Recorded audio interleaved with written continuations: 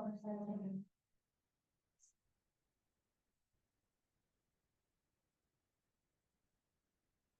terima kasih. Assalamualaikum warahmatullahi wabarakatuh.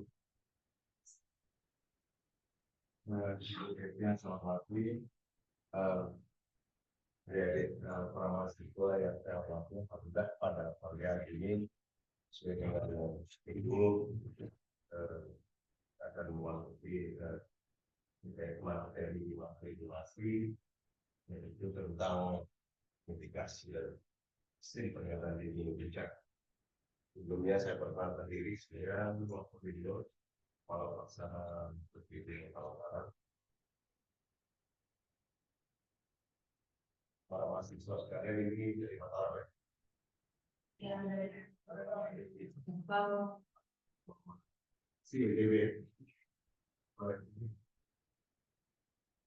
hari ini sesuai dengan schedule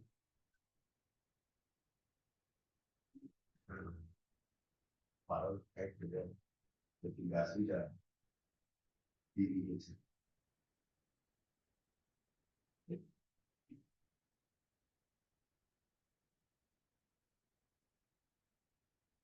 Ya, reviewnya sedikit.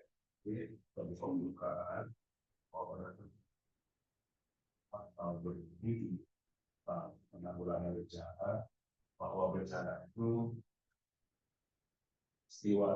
peristiwa ya, yang mengancam dan mengganggu kehidupan dan komitmen masyarakat yang disebabkan baik faktor alam maupun faktor non alam yang tentu mengakibatkan kerugian baik benda, kerugian material, baik teknologi.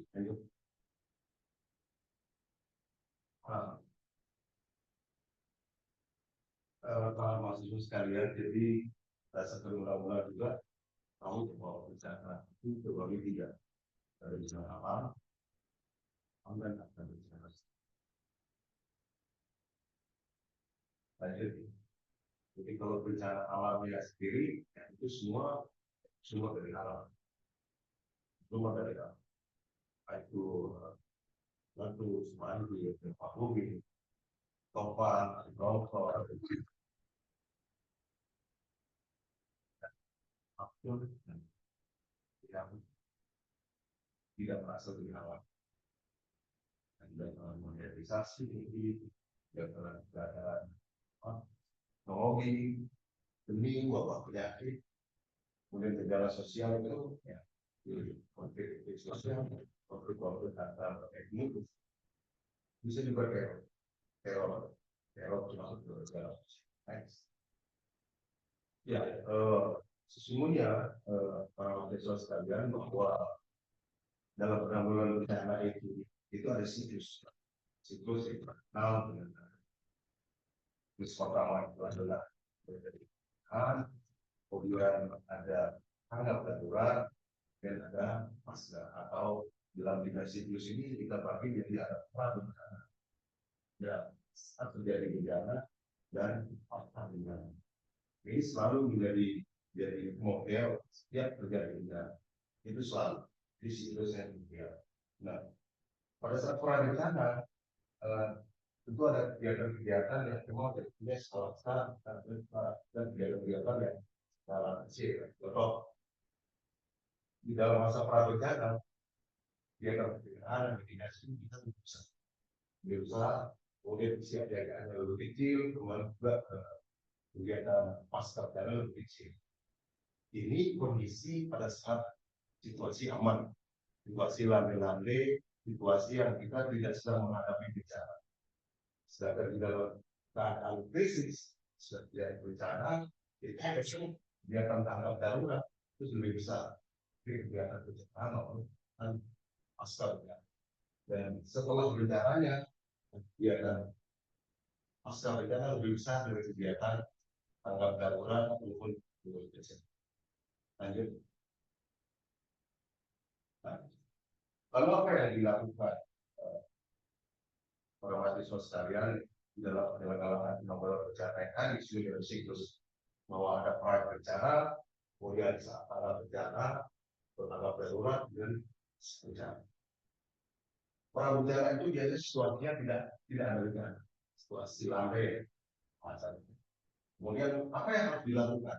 Di sini pada saat situasi landai ini, ya, pemerintah daerah, pemerintah nasional, pemerintah kita, bahwa itu harus melakukan persiapan-persiapan, perencanaan, kemudian upaya-upaya pemadaman dari segi aspek pencegahan, kemudian juga pemadaman dari aspek pengurangan risiko, dan perlu juga ada edukasi, pendidikan dan pelatihan baik kepada masyarakat maupun kepada stakeholder terkait dengan penanggulangan bencana. Kemudian situasi terdapat potensi bencana. Jadi di prabencana ini ada dua sesungguhnya, tidak ada situasi yang memang tidak ada bencana sekali, kemudian juga ada situasi yang memang berpotensi terjadi bencana. Nah, pada saat situasi terjadi potensi terdapat potensi bencana ini, kita harus mempersiapkan supaya si masuk peringatan dini dan juga kesiapsiagaan. Dan sedangkan pada saat tanggap darurat ini sudah kacau, udah musibah datang. Sini yang kita lakukan itu adalah cepat ya. Jadi di dalam proses penanggulangan bencana itu tidak perlu berupa mereka cepat. Dan cepat itu artinya untuk mengetahui sejauh mana paparan terjadi bencana. Berapa korban jiwa, berapa kerusakan, berapa kehilangan, dan sebagainya. Itu harus dilakukan dalam keadaan cepat dan ada SOP tertentu. Kemudian pemerintah daerah juga harus segera mengeluarkan status keadaan pada saat situasi tanggap darurat. Jadi mekanismenya bila terjadi bencana, itu pemerintah daerah semua besar. Status itu ada tiga. Jadi yang pertama dari status siaga darurat. Status siaga darurat itu penetapan keputusan status itu harus ditandatangani oleh kepala daerah laku insiden commander. Status siaga darurat. Jadi yang tahap yang berikan itu status siaga darurat. Misalnya bila terjadi gelombang pasang, karena dari pada bapak ada 5 rumah yang rusak, korban jiwa, tidak ada juga korban luka-luka, kita tetapkan menjadi status siaga darurat. Jadi artinya bahwa kita harus dalam kondisi siaga, bahwa ini potensi bencana sudah tiba sebenarnya. Tapi bila eskalasinya meningkat, ternyata gelombang semakin besar, semakin pasang, dalam durasi waktu lama, korban juga semakin berdampak luas, aliran yang mulai terpapar, bahkan ada yang luka-luka, ada korban jiwa, status ditingkatkan. Yang tadinya siaga darurat menjadi statusnya tanggap darurat. Juga ditetapkan oleh kepala daerah. Pada saat status tanggap darurat inilah harus sudah dimulai semua melakukan sesuatu. Kemudian penyelamatan, kemudian dasar, perlindungan dan pemulihan. Dan pasca bencana itu adalah dua kegiatan yang dilakukan, rehabilitasi dan rekonstruksi. Bangunan kembali, rumah yang rusak, yang sakit diobati, apa yang kurang, rapi, kemudian sangat. Next.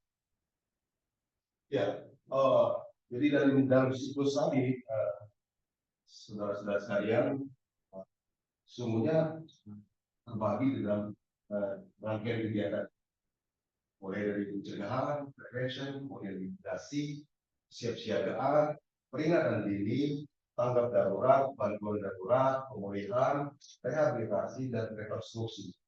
Dari siklus tadi ini apa? Kegiatan di dalam penanggulangan bencana. Nah, kegiatan pencegahan. Kegiatan pencegahan itu antaranya kita melakukan upaya-upaya pencegahan. Harus dilihat ya, peraturan-peraturan yang terkait dengan tata ruang, kemudian peraturan-peraturan yang terkait dengan bangunan gedung, kemudian juga mengadakan persiapan pengecekan peralatan operasional, penanggulangan bencana, prosedur tentang pemilik, teknis dan lain sebagainya. Ini dipersiapkan dalam upaya. Next. Nah, mitigasi. Mitigasi ini adalah serangkaian upaya untuk melakukan pengurangan risiko. Jadi mahasiswa sekalian, ingat kalian kita sepakat kalau bencana itu memang bencana itu tidak bisa kita hindari. Sepakat kita bahwa bencana itu tidak bisa kita pindahkan, tidak bisa kita minta maju atau minta mundur. Tapi bencana itu adalah siap Allah Subhanahu wa Ta'ala, Tuhan menolong alam. Lebih-lebih bencana alam. Tapi ada bencana-bencana yang memang bisa kita lakukan upaya-upaya pencegahan. Contoh misalnya banjir bisa dicegah. Banjir bisa dicegah. Karena itu rangkaian mitigasi kan mitigasi struktural, kemudian ada mitigasi non struktural. Jadi kalau mitigasi struktural itu semua upaya pencegahan dalam rangka pengurangan risiko bencana yang dilakukan secara fisik, pembangunan dam untuk penampungan air supaya tidak perbaikan drainase perkotaan, perbaikan sedimentasi daerah aliran sungai dan lain sebagainya. Semua yang berfisik. Sedangkan yang mitigasi non struktural itu adalah kebalikannya. Jadi upaya-upaya pencegahan, upaya pengurangan risiko bencana yang terkait dengan edukasi, penyampaian informasi, kemudian persiapan peraturan, persiapan tentang peraturan daerah, peraturan wali kota, bupati gubernur, kemudian standar operasi prosedur dan lain sebagainya. Lanjut. Nah, kesiapsiagaan. Jadi kesiapsiagaan ini pada intinya mahasiswa sekalian adalah serangkaian kegiatan yang kita persiapkan. Jadi kesiapsiagaan ini adalah kita lakukan pada saat bencana tentunya. Jadi kesiapsiagaan dari segi sumber daya, peralatan, logistik, dan lain sebagainya. Sehingga memang di dalam siklus bencana ini kita tidak memikirkan bahwa bencana itu kapan datang tidak, tapi persiapannya yang kita pastikan harus dipersiapkan. Next, lanjut lagi. Nah, peringatan dini. Masalah sekalian, bahwa setiap kali terjadi bencana itu harus ada peringatan dini. Harus ada peringatan dini. Ini peringatan dini ini adalah menjadi bagian yang penting sekali. Karena peringatan dini ini, di samping kita sudah melakukan upaya pencegahan, semua kita sudah prepare pencegahan. Tahu caranya, bila terjadi gempa, bila terjadi tsunami, bila terjadi angin topan, bila terjadi gelombang pasang, sudah tahu caranya. Tapi kalau tidak ada pemberitahuan dini juga, itu kita akan tetap aja juga akan mendapatkan akibat risiko yang besar ya. Nah, pemberitahuan dini ini adalah memang semua tugas pemerintah, tugas masyarakat dengan ketentuan yang lanjut. Apa itu early warning system atau SPD, sistem pemberitahuan dini? Artinya intinya pemberitahuan dini itu adalah suatu peringatan ya, peringatan kepada masyarakat bahwa sebentar lagi ada bencana. Tentu peringatan dini ini adalah tidak sama semua peringatan dininya dengan bencana, tapi berlaku pada masing-masing bencana. Kalau dia tsunami, peringatan dininya berbeda lagi, gempa bumi berbeda lagi, banjir berbeda lagi. Tapi yang pasti intinya adalah tujuan daripada peringatan dini itu adalah untuk memberikan penguatan pada individu atau masyarakat bahwa sebentar lagi itu bencana akan tidak tiba. Oleh karena itu peringatan dini ini prinsipnya harus tepat waktu, kemudian juga harus akur, dapat dipertanggungjawabkan. Tidak boleh sembarangan memberikan peringatan dini. Jika di sini yang peringatan dini sering oleh masyarakat, ini ya benar ini bisa ada tsunami sih. Jadi harus ada prinsip-prinsip yang dilakukan oleh pemerintah. Lanjut. Nah ini yang saya sampaikan tadi bahwa di sini adalah tugas pemerintah. Artinya pemerintah itu selaku official peringatan dini itu memang harus datang dari pemerintah. Siapa yang memberikan peringatan dini itu tentu ada lembaga-lembaga yang berwenang ada peringatan dini. Dalam hal ini ada AG, ada stasiun geofisika, ada BPBD, dan lain-lain yang memiliki kewenangan. Kemudian harus dipastikan bahwa infrastruktur peringatan ini itu berfungsi aktif, mulai dari tingkat nasional sampai tingkat daerah. Kemudian juga bekerjasama dengan semua pihak, Bisa juga kita peringatan dini kita bangun secara berbasis kepada masyarakat. Peringatan dini yang berbasis masyarakat. Lanjut. Nah, itu tahapannya, itu sekalian, bahwa tahapan sistem peringatan dini dalam penanggulangan bencana itu adalah yang diamati dari tadi gejala. Ada pengamatan gejala bencana. Jadi bila ada gejala bencananya datang, ini sudah harus siap-siap dengan peringatan dini. Kemudian hasil pengamatan terhadap gejala bencana itu berpotensi, instalasi seberapa besar, kemudian juga diambil keputusan oleh yang berwenang, ya, menyebarkan informasi tentang peringatan bencana dan pengambilan tindakan oleh masyarakat. Jadi bila terjadi bencana, bahwa sistem peringatan dini ini disampaikan oleh pemerintah, kemudian dengan setelah dianalisis ada tanda-tanda bencana, dan harus sampai kepada masyarakat, dan masyarakat harus merespon, Lanjut. Nah, seringkali Bapak Ibu bahwa peringatan ini memang kelihatan sederhana, tapi kadang-kadang juga tidak sampai pada sasaran yang harus kita sampaikan. Peringatan dini tersebut, yaitu faktor geografi, jarak terlalu jauh, bisa jadi juga mungkin karena teknologinya yang tidak mumpuni di dalam hal tersebut, ya, sehingga peringatan dini tidak sampai. Karena juga peringatan dini itu tidak tegas, jadi masih abu-abu. Gempa padahal nggak kencang. Tsunami padahal cuma gelombang biasa. Ini memang peringatan dini intinya memang harus tegas. Lanjut. Nah, peringatan dini mahasiswa sekalian yang kita kembangkan karena di daerah di tingkat pusat itu adalah mengacu pada informasi dari BMKG. BMKG ini adalah salah satu lembaga yang memang bisa memprediksi terhadap hal-hal terjadinya itu. Nah, lalu bagaimana implementasinya kepada pemerintah daerah selaku pengampu penanggulangan bencana dan bahkan sampai masyarakat. Jadi infografis yang disampaikan oleh BMKG itu melewat saluran tertentu, itu kita terjemahkan. BPBD ini menerjemahkan untuk disampaikan kepada masyarakat melalui camat maupun camat lurah. Contohnya BMKG merilis, misalnya ada angin kencang pada hari ini jam sekian ada hujan lebat. Nah, langsung sampaikan lewat GWA kebencanaan sampai kepada masyarakat di bawah. Seperti itu. Lanjut. Nah, ini contoh-contoh infografis peringatan dini.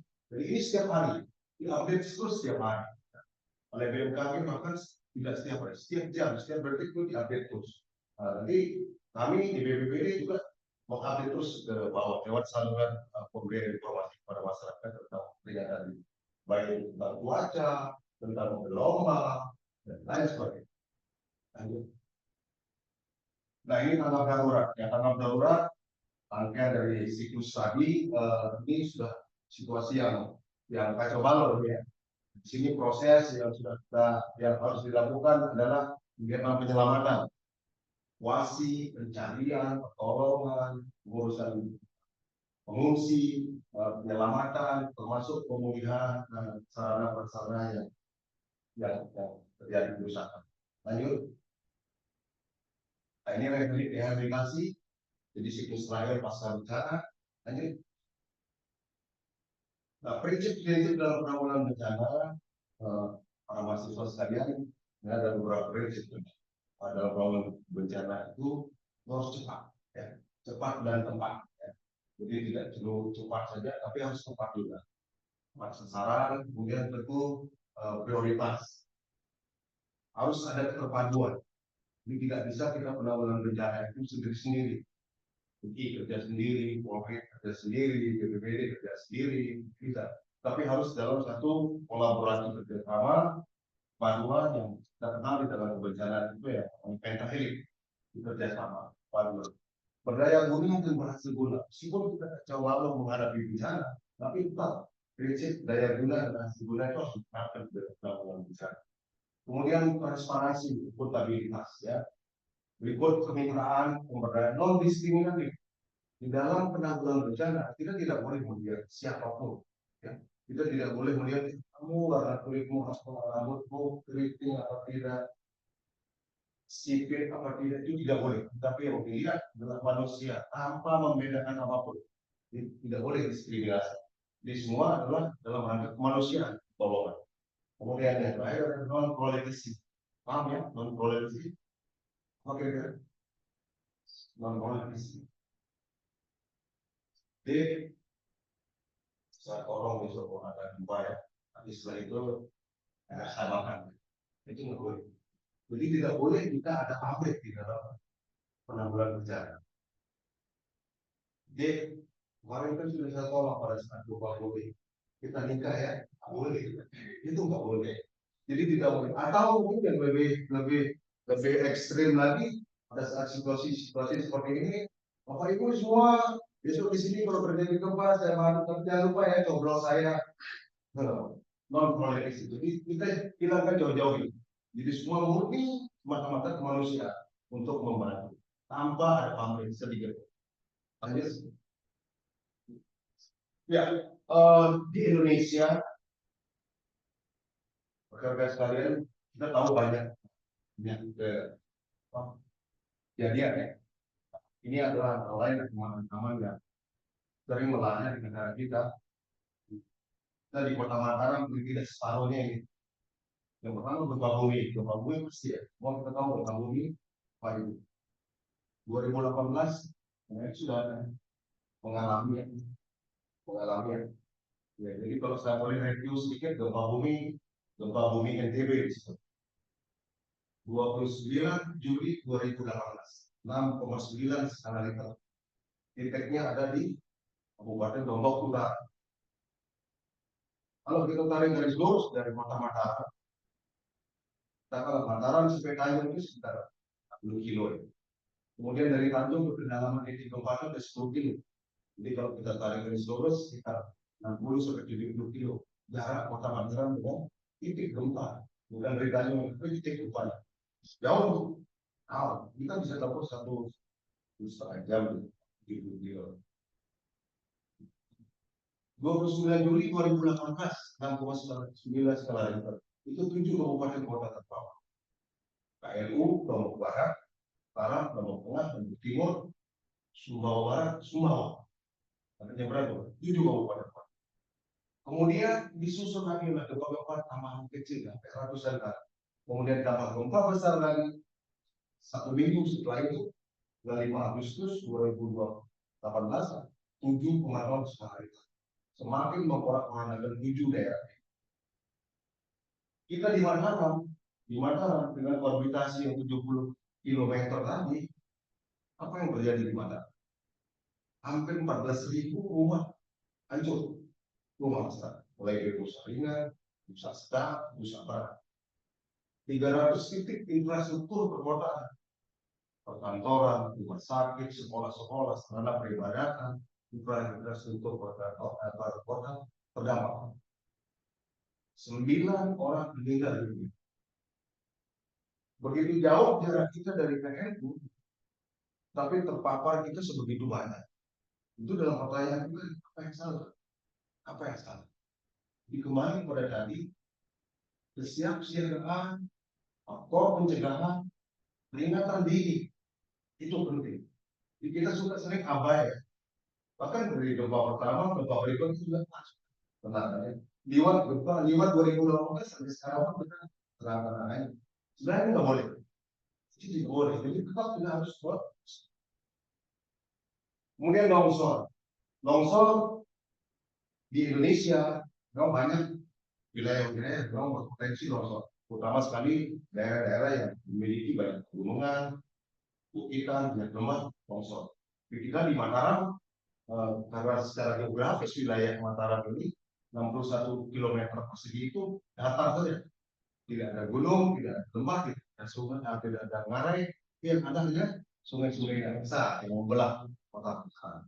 Jika potensi longsor ini lebih kecil sekali, itu longsor terjadi juga. Tapi di mana? Di bantaran-bantaran sungai, Jangkau, Kali Ancar, kekeringan.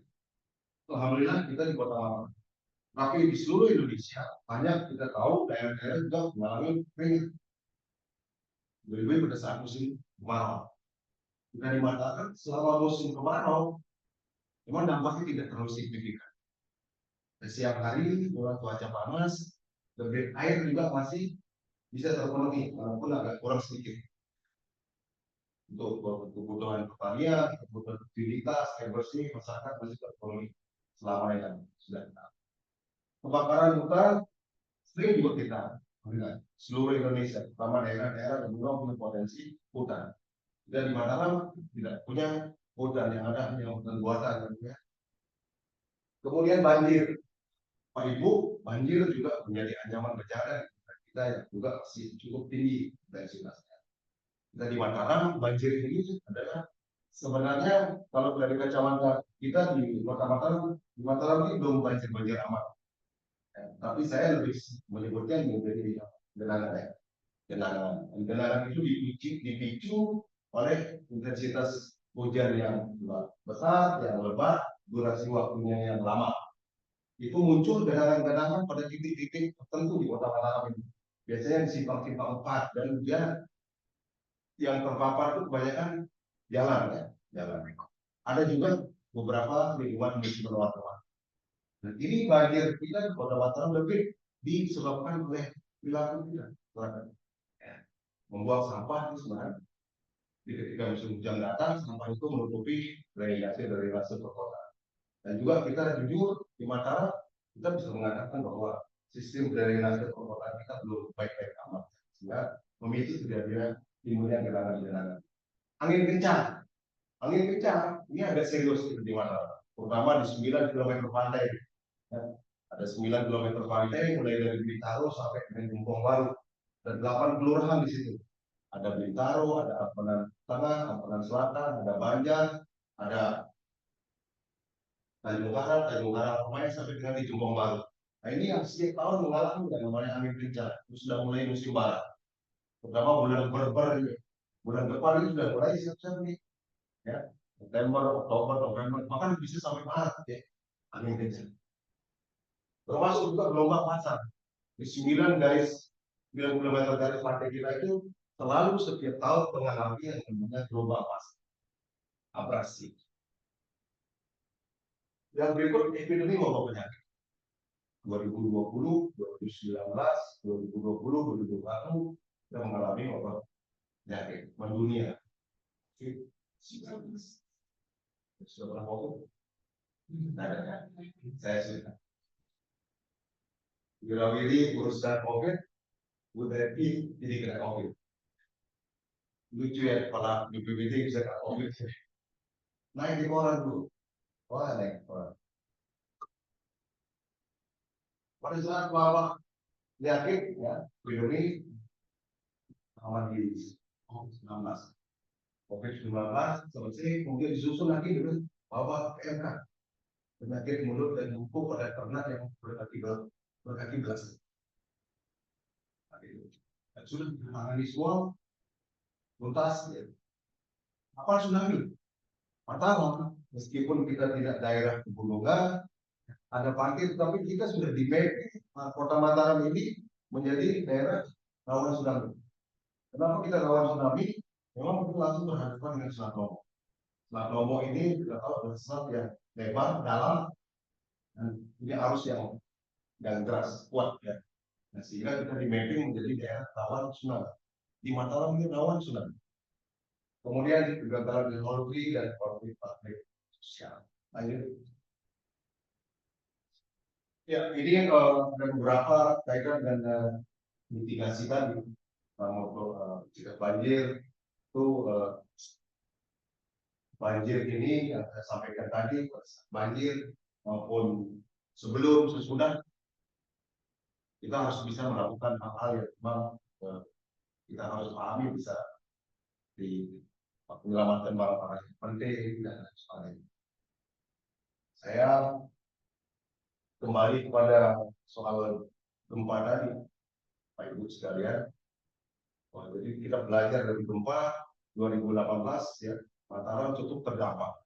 Oleh karena itu, mitigasi dan peringatan dini ini menjadi hal yang penting. Mungkin kita tidak tahu ya, tiba-tiba jadi gempa, tiba-tiba terjadi saja.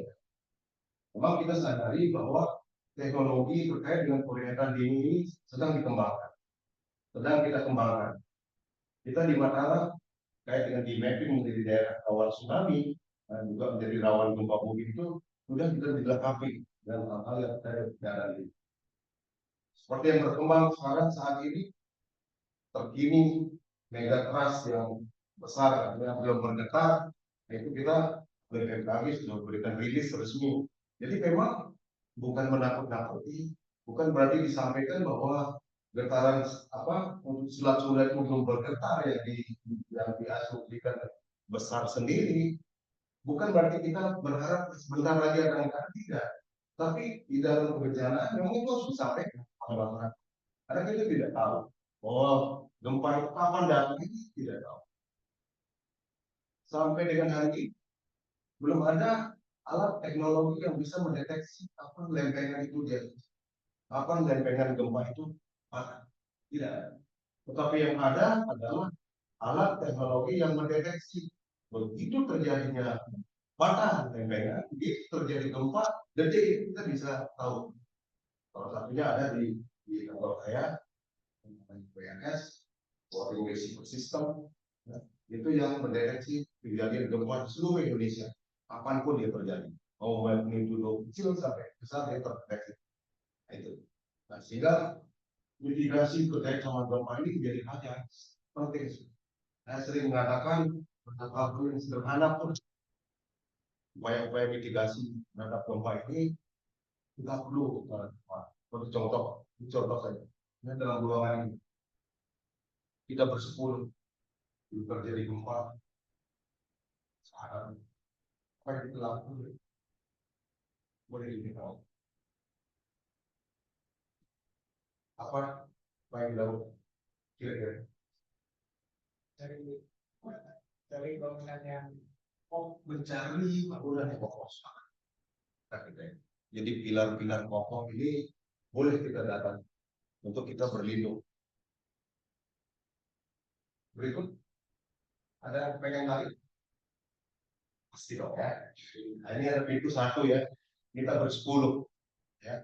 Jadi kita bayangkan dalam waktu bersamaan kita bersepuluh ini satu persepsi kita asal lari aja. Jadi kita bersih bulan bersepuluh.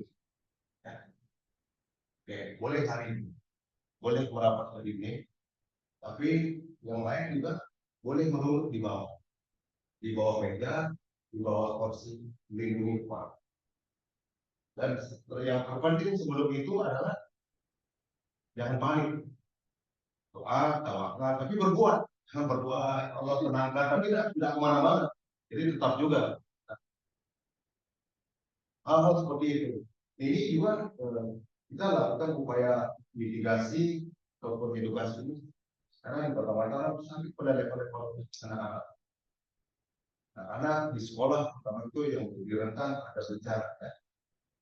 Itu melalui program satu pendidikan aman dan nanti juga yang lain-lain kita menyasar itu. Di samping satuan pendidikan aman bencana bisa juga hotel aman bencana, kemudian ada rumah sakit aman bencana dan lain sebagainya. Itu adalah bagian-bagian dari upaya mitigasi. Jadi mana yang kalau rentan yang memang harus menjadi prioritas. Kita tahu ada kelompok-kelompok rentan yang harus kita prioritaskan di dalam penyelamatan bencana. Satu semua ibu ya, ibu harus prioritas pertama. Mau ibu hamil tidak hamil selamatkan pertama. Kemudian yang kedua anak, yang ketiga mbah-mbah kita ya lansia. Yang keempat apalagi saudara kita yang disabilitas yang keempat baik secara fisik maupun juga secara mental. Itu orang-orang yang harus diselamatkan. Dan di Fari, Pak ini belakangan kita. Nah, ini terus dulu. Itu di dalam bencana. Itu dalam bencana. Harus menjadi lanjut. Ya, jadi ini saya sampaikan langkah-langkah mitigasi, langkah-langkah pencegahan. Tadi tidak terjadi banjir di dalam rumah, kita bisa berbuat apa? Kemudian bila berada di luar gedung harus berbuat seperti apa? Bila di perjalanan seperti apa?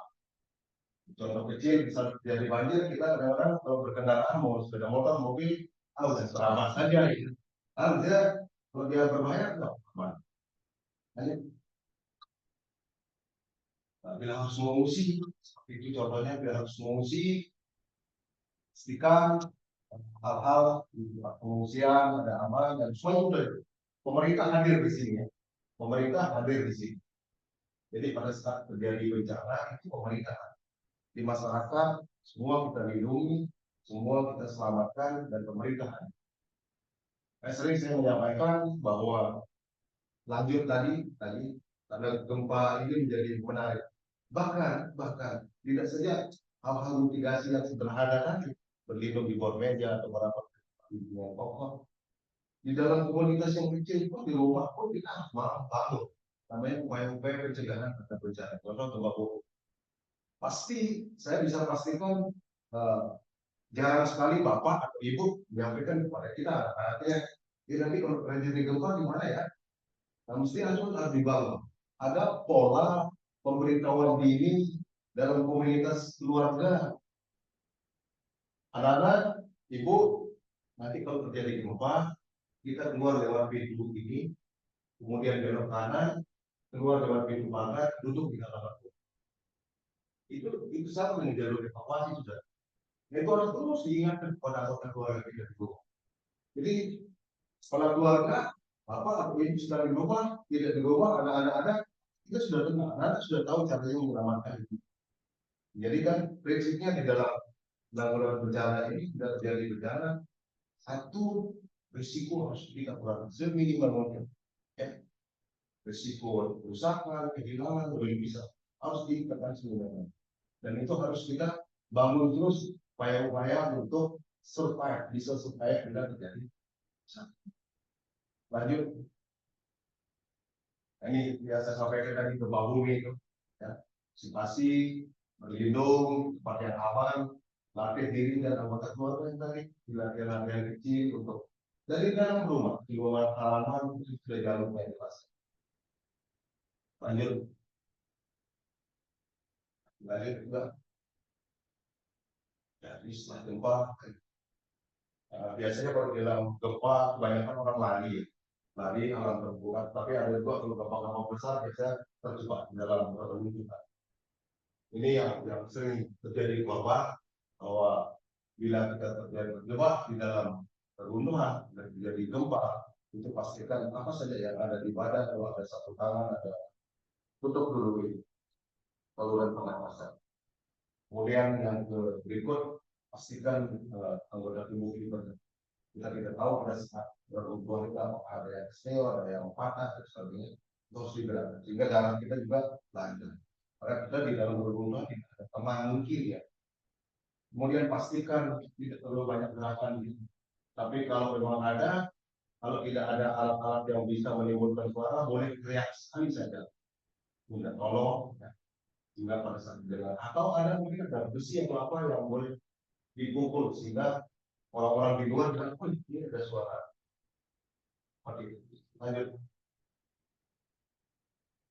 Nah ini longsor di Sepada bila terjadi curah hujan tinggi, terutama sekali yang berada di kampung-kampung atau pemukiman-pemukiman yang ada di lereng-lereng bukit ini biasa rawan pada longsor. Lanjut. Longsor, jangan panik. Selalu setiap bencana itu memang arahannya yang pertama jangan panik ya.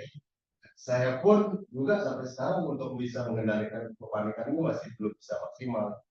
Karena itu manusia yang pasti ya, namanya nervous, takut itu pasti semua kita punya. Cuma tingkatannya yang beda-beda.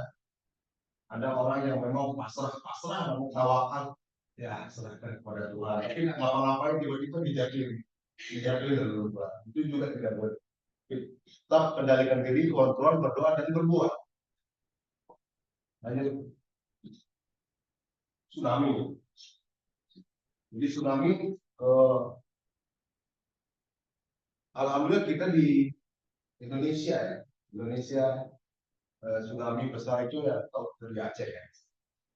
Tahun 2024 ini kalau kita telusuri ke belakang, 20 tahun yang lalu, 2004 ya, ya itu terjadi tsunami besar.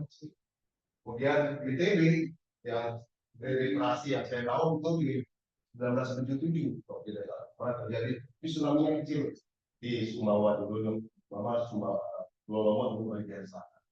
Nah, kembali ke yang tadi, Pak mahasiswa sekalian, jadi tsunami kita di Mataram itu sudah dimapping menjadi daerah rawan tsunami. Tapi apa yang sudah kita lakukan terhadap kota Mataram yang sudah dimapping dari kota rawan tsunami ini adalah 8 kelurahan, kemudian 9 kilometer kawasan pantai. Untuk 8 kelurahan saat ini sudah kita tingkatkan kapasitasnya menjadi kelurahan tangguh bencana. Iya, ada bisa datang ke wilayah yang 8 tadi, mulai dari Bintaro, Amparan Tengah, Amparan Selatan, Banjar, Utara, dan Utara Pemain, Bombang. Di kalau dari Bintaro sampai ke Pantai Gading itu sudah menjadi kelurahan tangguh bencana. Jadi masyarakat di situ sudah kita ciptakan siap menghadapi bencana, terutama gempa tsunami. Jadi di kelurahan itu kita sudah paham semua rambu bencana, ya, rambu peringatan kawasan tsunami, kemudian rambu jalur evakuasi kiri kanan sampai dengan rambu titik kumpul. Kemudian insya Allah juga di dalam 1-2 bulan ke depan ini di 8 kelurahan itu kita akan pasang yang namanya TEWS, Tsunami Early Warning System. Barangkali adik-adik ada yang pernah tahu di kantor kelurahan Selatan itu ada satu tower tsunami yang sudah berdiri. Itu setiap bulan, setiap tanggal 26 kita aktivasi. Suaranya keras, itu jangkauannya sampai 22 km. Dan besok bila sudah di 8 kelurahan ini berdiri, jadi sekali aktivasi, kita mungkin seampenan sekali itu bersuara. Nah, bila tidak itu, nah, dan ini terkonek secara teknologi dengan kantor BPBD di kantor pusat pengendali operasi bencana. Dan kemudian di 8 wilayah itu juga sudah punya ada relawan berjalanannya, ada sudah punya memiliki forum pengurangan risiko berjalannya, sudah punya peta rawan berjalan, sudah punya jalur evakuasi. Sehingga di skenario apa? Kita sudah sampai skenario kan. Jadi skenario nya begini. Dari juga boleh memahami, boleh mengetahui. Bila terjadi gempa bumi 8, sekian skala Richter di sebelah barat Mataram di Pulau Lombok, boleh dia di selatan Lombok atau di selatan Pulau Lombok juga boleh. Bila terjadi 8, skala Richter, kemudian di MKG mengumumkan berpotensi terjadinya tsunami, itu waktunya 45 menit sejak dia diumumkan menjadi potensi tsunami. 45 menit waktunya itu gelombang sudah dipandang. Gelombangnya bisa bervariasi, bisa 10 meter, bisa 5 meter, bisa lebih.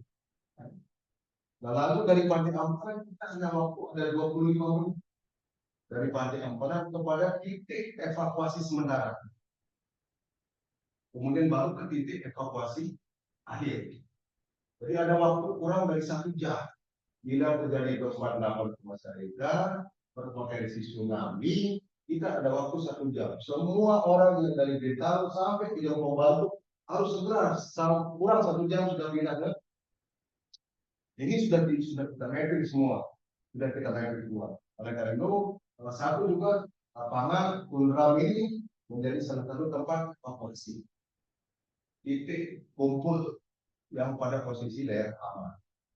Kalau di daerah selatan itu aman pertama itu ada di halaman kantor BPR, tahu ya? Kemudian aman kedua ada di pelataran kantor. Wah, bisa. Sebelah utara lapangan Kodam, lapangan Polda. Kemudian kalau di sebelah utara itu di driving goal. Tahu driving goal dan Adis Cito ada tempat bermain bola. Nah, itu titik aman.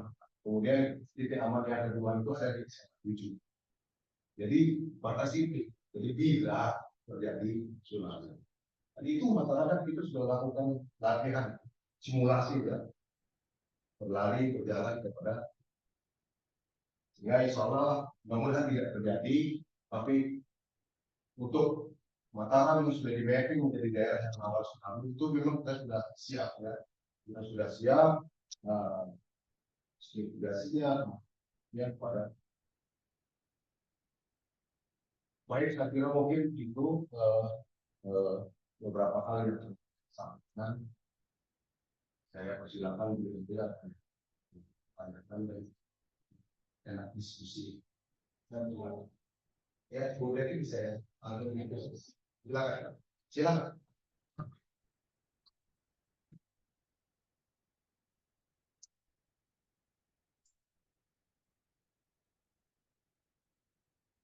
Dan slide yang mana? Dari belakang. Terus. Ini terus.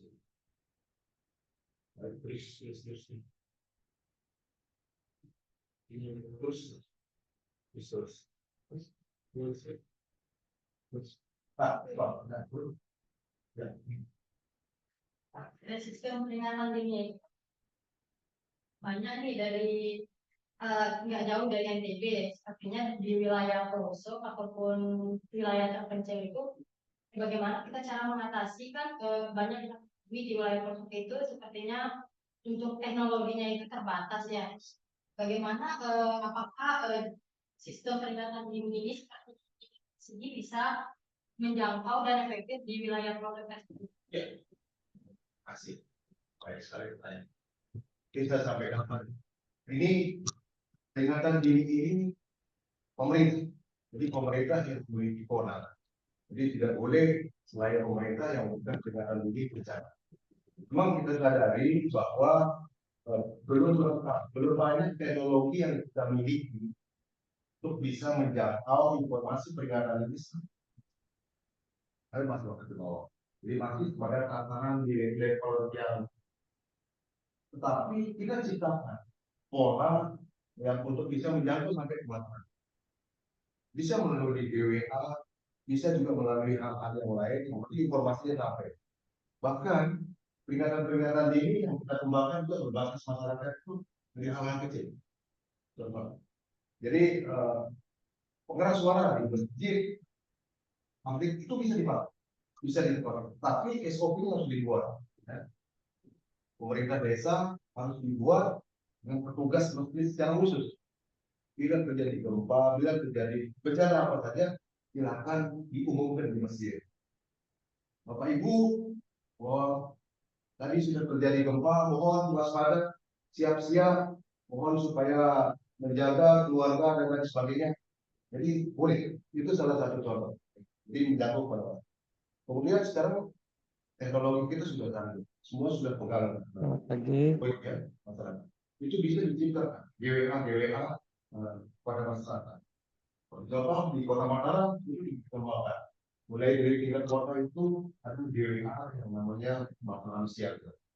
Mataram Siaga itu isinya di situ bahwa kota pada lingkungan semua. Jadi setiap bencana apapun, baik yang dilaporkan oleh masyarakat maupun juga yang memberikan informasi lewat GWA itu sampai kepada berjenjang.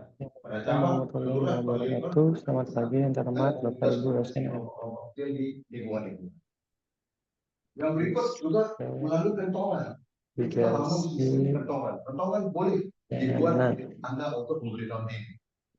Jadi kalau zaman dulu ada kentongan yang kita kenal di kampung kamu masih musik kampingan ya.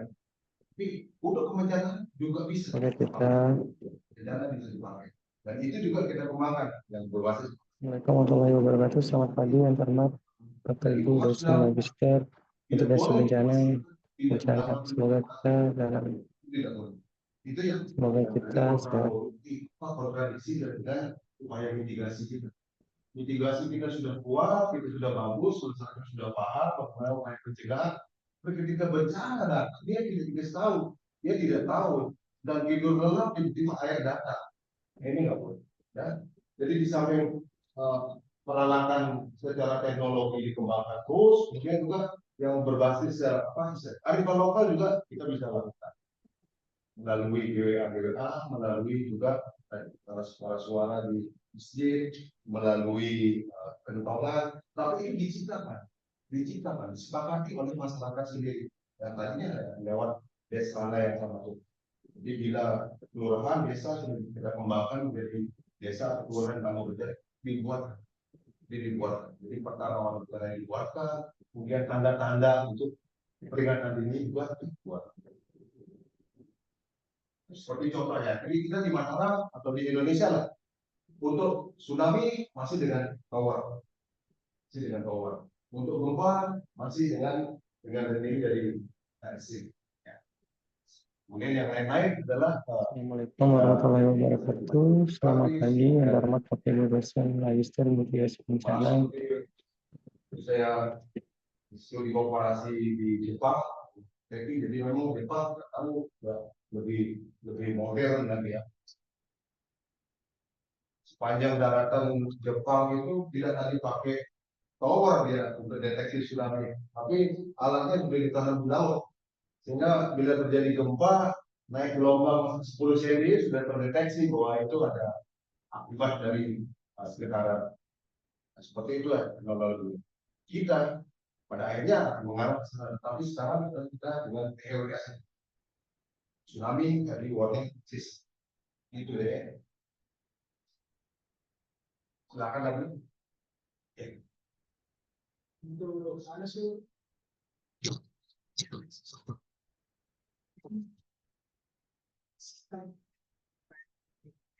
Jadi bagaimana seandainya terjadi kesalahan sistem, bagaimana cara kita merespon? Ya. Tiba-tiba ada bunyi, misalnya, Baik. atau air laut naik, terus bunyi. Ya, persis. Jadi nanti mekanismenya alat teknologi itu seperti itu ya. Jadi dia akan berfungsi aktivasinya pada saat memang bencana yang dia rekam ini datang. Negara dia rekam ini datang. Dan tsunami itu pasti didahului dulu oleh Jepang. Wajib ya. Kayaknya perlu lain ya. Gempa dulu pasti tsunami ya, pasti ya. Jarang kalau tsunami itu tidak ada gempa, tiba-tiba tsunami. Jadi pada saat getaran tertentu, memang alat ini sudah didesain untuk dia bisa berfungsi. Pada saat magnitudo berapa, kemudian nanti dia bisa deteksi ketinggian tsunami-nya berapa, dia langsung berfungsi secara otomatis. Ya, secara otomatis berfungsi. Oleh karena itu dia di Pusdalop nanti di pusat pengendalian operasi yang ada di BPBD itu memang sudah disiapkan memang petugas-petugas yang antisipasi itu. Selalu teknologi ada saja kadang-kadang melesak ataupun di luar prosedur ya. Nah dia punya sendiri apa dan lain sebagainya sering. Itu tidak masalah, tidak ada masalah. Tapi yang kita tetap harus jaga adalah sebenarnya prosedural tadi. Apabila itu gagal, misalnya dari gangguan terhadap alat itu sudah kemakan tadi upaya secara basis lokal tadi. Masyarakat kita kembangkan, bila sudah mulai gelombang, mulai kencang, di 8 kelurahan tadi sudah ada petugasnya, bisa lari ke pantai, kemudian gelombang. Sudah dari jauh ada kelihatan gelombang apa tidak. Dia dengan mekanisme yang sudah ditetapkan di kelurahan masing-masing akan menyebarkan informasi. Wah, gelombang tadi sudah ada gelombang ini, kita siap-siap seperti itu. Ya. Silakan.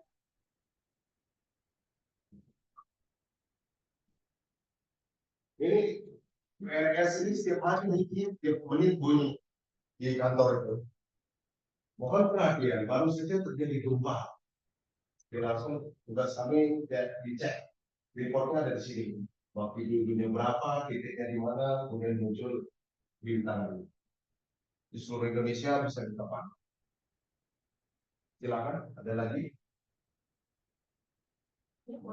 Ya. Ya.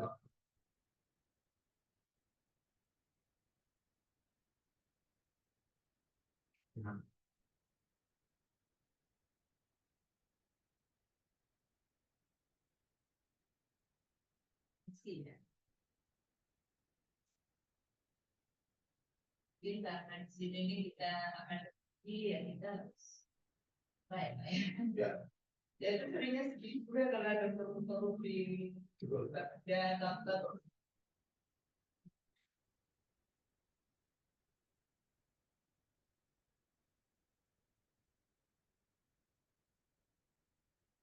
Jadi kalau yang itu benar-benar ada kesini atau di mana gitu ya betul di itu video dari jadi jangan seperti kayak ini sebenarnya harusnya melihat saya secara pribadi itu biasanya mesti ada kesenjangan ya harus ada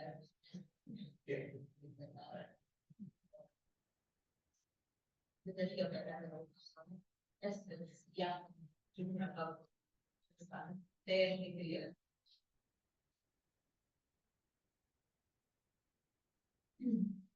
Ya kita ngobrol menurut beliau yang berarti dan kalau itu ya beliau terus ya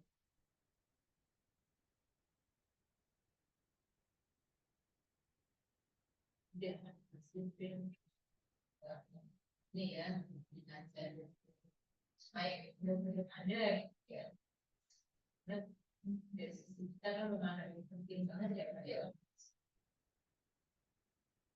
maka memang ada di beberapa kelurahan kebetulan saya ketemunya saya bingung ya penyakit ini kan kalau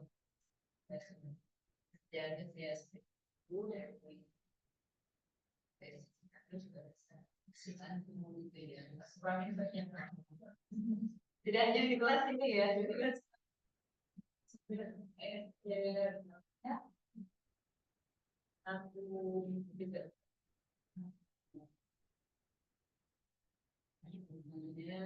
oh ya SPAB juga ya Pak ya jadi kebetulan kami itu dalam terakhir mendampingi SPAB sampai itu sebenarnya kita pelajari dulu kan SPAB memang bisa juga subjek ya di yang di NDB. Mereka kalau untuk jenjang SMA memang sudah banyak benar benar. Tapi untuk jenjang SD ini kan masih sangat kurang ya Pak ya. Kalau dia terdata untuk sini untuk sesuai itu baru 16. Sementara kalau SD belum sampai nanti lihat tadi ya. Di mata apa ya Banyak. nah ini yang ini sedang bikin mana ya pemilih dari kita ini pekerjaan ya itu bisa kita gitu Pak di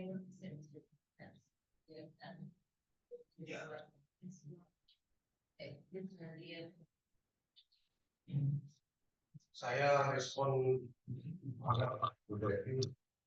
Nah, jadi memang yang ada jadi kita sadar jadi memang kita melihat dalam konteks gempa tsunami itu dua kelurahan, dua kecamatan dan di situ kalau tidak salah ada 12 kelurahan kecamatan aparat ini. Jadi yang sudah clear dari tahap itu adalah yang memang langsung kepada kelurahan 8 kelurahan. Bisa jadi ada kelurahan memang yang belum, jadi di lapis kedua di Kalkule, kemudian Kesangan, Jeruk, ya, Mekan dan sebagainya itu memang lapis kedua belum. Sudah. Dan insya Allah 2025 ini semua kelurahan yang ada di kecamatan apa dan sebagainya itu harus sudah kita wujudkan di kelurahan istana dan setiap indikator dan sudah mumpuni untuk menghadapi itu sama kepala Islam. Betul Ibu, justru saya juga mengharapkan sekali pada pendampingan dari teman-teman mahasiswa kebayaan dari perjalanan ini SPAB Memang SPAB ini sudah 2 tahun ini, ya sudah 1 tahun ini kita tata sosialisasi saja dulu pada beberapa sekolah. Jadi memang tidak bisa menjatuh semua. Kami berbasis kepada sekolah yang memang ancaman bencana tinggi dulu. Itu yang kita start untuk mensosialisasikan satuan pendidikan aman bencana. Memang kalau dia sudah bentuk satuan pendidikan aman bencana tidak hanya sebatas menyampaikan informasi, tapi di situ paling tidak harus ada komite berbentuk komite penanggulangan bencana di sekolah itu. Ya. Apakah dari gurunya, kemudian ada dari masyarakatnya, ada dari komite sekolah. Ini itu harus sudah berbentuk. Dan semua juga berbasis kepada di sana sudah tahu peta rawan bencana di sekolah itu, kemudian ada rambu-rambu jalur evakuasi di sekolah itu, anak-anak semua aktivitas di sekolah itu, gurunya, ada TU-nya, ada murid-murid sudah tahu caranya bagaimana survive ketika bencana anak. Pada akhirnya seperti itu. Dan memang itu butuh pendampingan dan kerja keras. Saya menyambut baik Ibu bila nanti pada saatnya dan kami juga secara resmi bermohon untuk bisa teman-teman mahasiswa melakukan pendampingan bersama untuk SPAB maupun juga pada desa.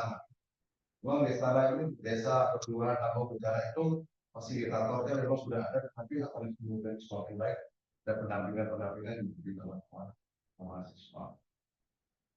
Saya sependapat dengan Ibu, memang mungkin tadi ada hal-hal yang memang tidak begitu nyambung, yang banyak-banyak. Jadi pemahaman saya pentahelix itu tidak ada istilah tidak nyambung. Wajib kita harus bangun semua kolaborasi, kerjasama bersama-sama di dalam penanggulangan bencana. Misi, praktisi, semua harus terlibat semua. Dan ini harus berada di dalam satu bingkai satuan komando penanggulangan bencana.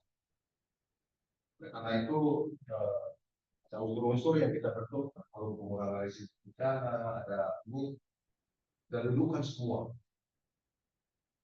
di Kota Mataram, Pak Ketua Eko, Wakil Ketua Forum Pengurangan Risiko Bencana Kota Mataram, beliau oleh Pak Sumardi. Ini juga kami fungsikan RB ini jadi wadah untuk berkumpul semua unsur di situ untuk melakukan kajian-kajian, analisis pengurangan risiko bencana yang terjadi khususnya di Kota Mataram. Jadi idealnya seperti itulah ya, mahasiswa sekalian harus dilakukan. Yang saya sampaikan di awal tadi, tidak ada penanganan bencana itu masalah. Tidak ada yang hebat sendiri kalau pengen. Tapi penanggulangan bencana semua harus bekerja sama dalam bingkai pentahelix, kolaborasi bersama, mengurangi pusat satu tiga di dalam memobilisasi sumber daya baik pada saat orang bencana, saat tanggap darurat maupun juga lebih di pasca bencana. Saya kira mungkin itu. Silakan ada lagi.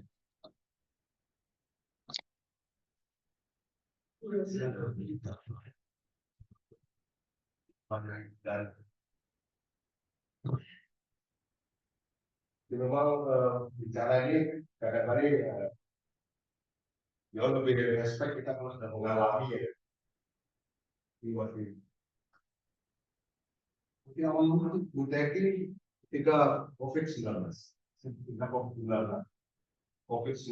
itu ya baru saja sekitar 2 bulan jadi full selama COVID-19 itu hanya saya kerjakan COVID saja.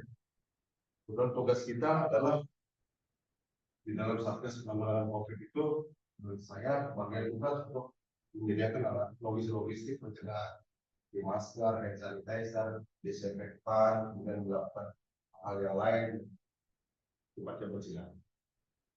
Kemudian itu betul-betul benar. Saya bisa menilai jika COVID-19 itu, ini kalau saya boleh menilai, NTB itu Mataram itu masif banget di penanganan COVID. Itu terasa berada itu merasakan sana sini tempat dibatasi, wajib pakai masker, jaga jarak dan sebagainya. Itu masif sekali di Mataram. Saya tinggalnya di luar Mataram, di Gunung Sari. Jadi terasa sekali ketika kalau kita pulang lewat dari Lembige masuk Gunung Sari itu beda. Kalau masih di Gunung Sari, wah ya orang semua tidak ada. seperti daerah Mataram Berlindung. Besar sekali Lampung. Tapi lewat jembatan Midang di Gunung Sari itu ada Rambo. Tidak ada orang pakai masker, tidak ada orang jaga jarak. Mata lebay sendiri mau gimana itu dia ada yang tahu dulu. Tapi itu terus dilakukan karena ya COVID-19 kita tidak tahu banyaknya masyarakat yang terpapar yang meninggal berkeluarga. Saya sendiri waktu itu 50-50 pikiran saya terbawa juga pikiran saya oleh COVID main-main apa gimana gitu. Tapi setelah saya mengalami itu, saya baru lihat itu COVID benar ada gitu. Nah, jadi suatu hari pas mau upacara 3 pilar TNI, Polri, Pemda dalam rangka kesiapsiagaan COVID itu. Di pagi saya berangkat upacara, lalu saya tidak mencium bau parfumnya. Bukan pun tak terlalu. Saya ambil dari putih, tidak juga tercium. Bisa double masker, pakai double ban. Bisa tetap pergi yang pertama. Upacara saya diam saja, selesai upacara kemudian saya ke mana. Jadi saya swab di situ, reaktif, kemudian saya minta di PCR positif COVID. Jadi saya COVID, istri saya COVID, anak saya COVID. Ini kantor tidak ada satu pun yang terkena. Saya tidak tahu terkena di mana, tahu dan masuk isolasi sendiri 10 hari saya. Hanya penciuman. Biasa kerjakan di tempat isolasi, setiap pagi, siang, sore, panaskan air, sehingga yang putih minum buah kentut, gitu ya. Per hari tidak normal. Dari situ saya ini ya, COVID meluapkan.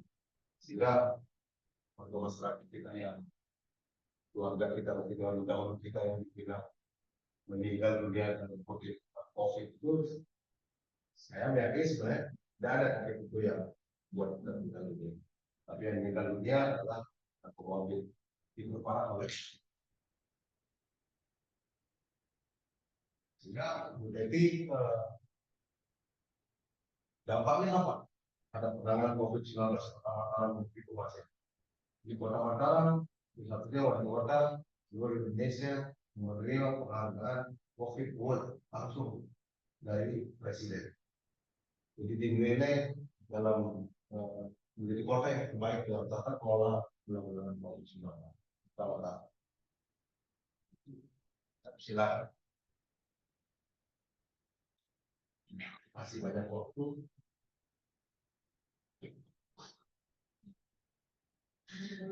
Soalnya siap ya, apapun ya, bagaimana rencana ya. Jadi ini enaknya kita hidup di Mataram. Jadi kalau dari yang di kampung di pegunungan, boleh berpikir. Jadi tidak lagi bisa berpikir bahwa sesantainya di Mataram, kalau kampung di belakang rumah ada bukit, jadi waspada. Begitu curah hujan tinggi, siap-siap. Kalau pernah ada histori bahwa ada longsor di kampung sana, ini harus waspada. Jadi juga kita bisa ada kesepakatan dari agen-agen bisa masih waspada. Ini pun tidak keluarga. Jadi jangan pernah apain dengan bencana. Kita pernah tahu bencana di kapan dia kan. Lebih lagi kalau bencana sosial ini kan. Bencana sosial itu tahu kita mulainya tapi akhirnya kita tidak tahu. Contoh perkelahian kampung, bahasa Sasa, siap itu bukan. Hari ini mulai usia tapi bertiga akan sulit sekali ya. Teroris ya. Jadi intinya para mahasiswa sekalian dalam penanggulangan bencana itu waspada dan kita memahami cara pencegahan. Secara pencegahan kita tahu bahwa ada tanda-tanda yang terjadi bencana. Tahu ada terjadi bencana. Kemudian kita tahu bagaimana survive bencana. Mungkin itu boleh teknik yang bisa saya sampaikan. Mudah-mudahan ada sekalian ya siap bersedia apa saja kita konsultasi lebih lanjut terkait. Saya kira mungkin ini Bu, terima kasih. Mohon maaf bila ada yang kurang. Assalamualaikum warahmatullahi wabarakatuh.